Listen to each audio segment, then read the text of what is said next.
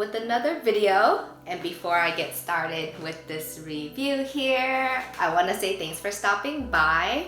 And if this is your first time here, if you haven't done so already, make sure you do the right thing and hit the subscribe button below. And if you enjoyed the video then, give your girl a thumbs up. Alright, so let's get it.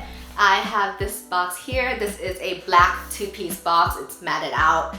Red Nike and the swoosh on the top lid, as well as 4 of the sides on the bottom part of the box. And this is a size 10.5.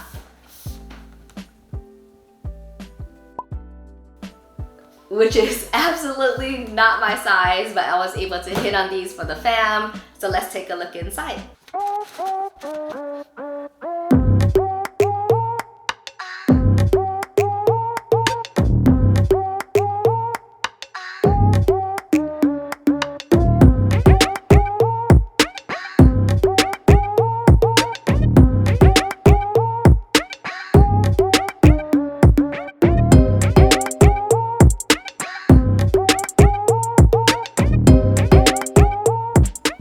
This is the Air Jordan 1 Retro High OG in the Patina colorway.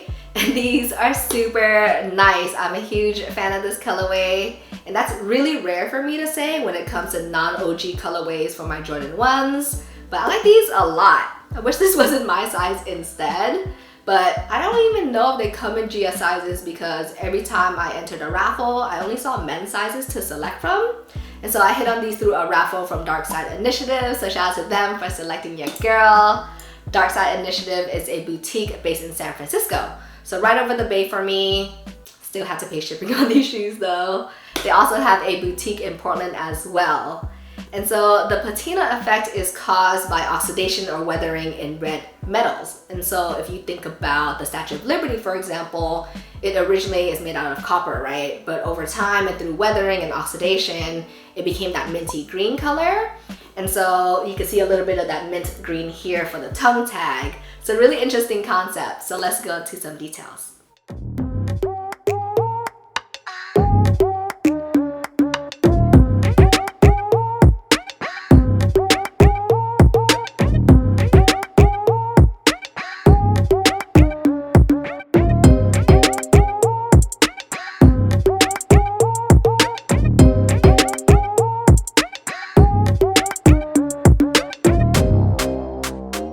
For the upper on these shoes, the base panels are made out of a really soft leather and it's in black.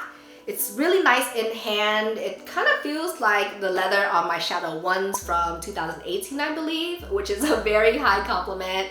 So you can see that on the toe box, quarter panel behind the swoosh, as well as top of the collar. And then for the toe cap, mud guard, eyelets, as well as swooshes on both the lateral and medial side, it's in that bronze color, but there's also some hits of black in it to give it that aging look, right? And then for those panels, the stitching is in black. And moving towards the back half of the shoe, the ankle collar as well as the heel panels are made out of a really soft suede material, and the official color is light army, which is kind of like a light shadow gray color. So it reminds me of the Shadow 2.0s, but I think the suede feels a lot better, kind of like my Mocha 1s.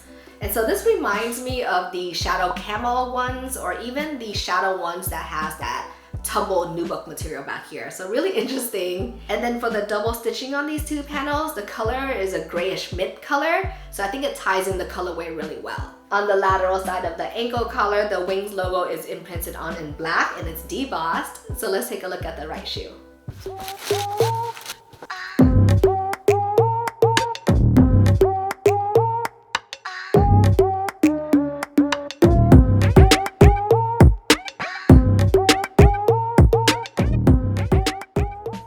Here we have the right shoe, and tucked inside of the right shoe are the extra set of laces. So these shoes come with 2 pairs, and already partially or barely pre-laced on are cotton flat black laces. And so the alternate set is in that mint green color, and these are also cotton flat laces. And so if you want to switch it up and swap them out, you can. I think the black laces look really good on these shoes, but if you want that pop of color, then just swap it out. For the tongue on these shoes, this is the standard Jordan 1's tongue. It's cushioned and it's made out of nylon and it's in black. But what's not so standard is this tongue tag. So this is a black square patch that's stitched on with this exposed stitching around it, and it's in mint green. Same color for the Nike Air with the swoosh that's embroidered on. And so the feature is very similar to the Tokyo Biohack 1's, but I'm not a fan of how this was executed. Like, I like the color because obviously it ties into the whole patina theme, but I don't get why they had to do this style here instead of the original tongue tag or the standard tongue tag, right? So it's not preferred, but this is what we got.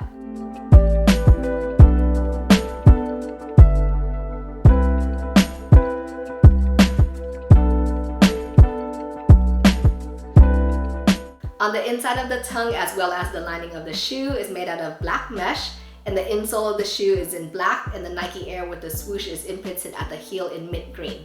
For the midsole on these shoes, it's in an off-white sail color, so it continues on with that vintage aging look, and so I think it looks really good.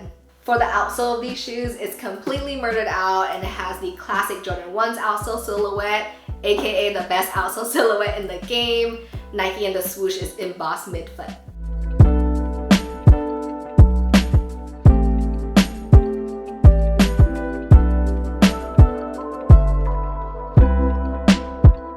So I like these shoes a lot. I think the colorway is really nice. The only design feature I'm not a fan of is this tongue tag right here, but overall I'm a huge fan. So if this shoe came in GS size, would I cop? Probably. If it was significantly over retail by more than like $80, probably not. And so if you ever get your hands on these or your feet in them, make sure you go true to size. And thanks for tuning in. Until next time.